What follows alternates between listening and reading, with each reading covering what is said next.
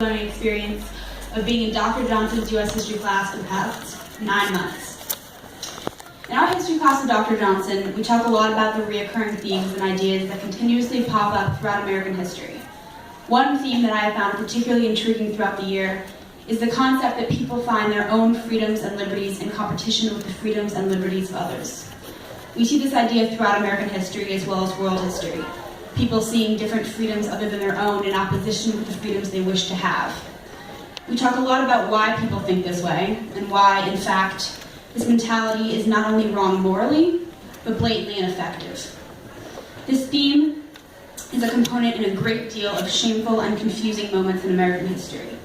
It's why people advocating for women's suffrage dismissed black suffrage, as if black people getting the right to vote would somehow harm the chances of women getting the right to vote. As if one joint movement wouldn't in fact be much stronger than two separate movements, or as if there were not black people who were also women.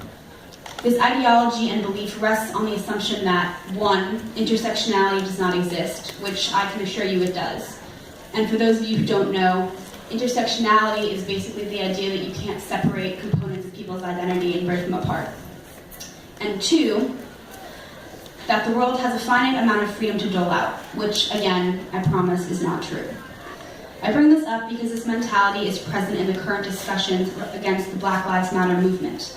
The most common argument among those who advocate against the Black Lives Matter movement is, well, all lives matter, not just Black lives. My simplest response to this is, yes, that's true. All lives do matter. But all people are not subjected to outright racial profiling and police brutality. All people are not afraid of the police, and all people do not consistently see our legal system fail them.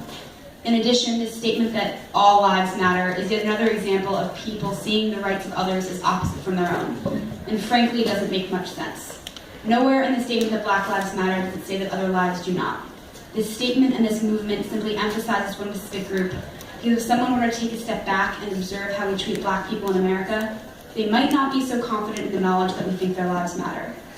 The importance of the Black Lives Matter movement is that The importance of the Black Lives Matter movement is far too complex to sum up in a sentence or two. Most basically, I believe the importance of the movement is that we as individuals get to say with words what our country is currently unable to say with actions. Now, obviously actions speak louder than words.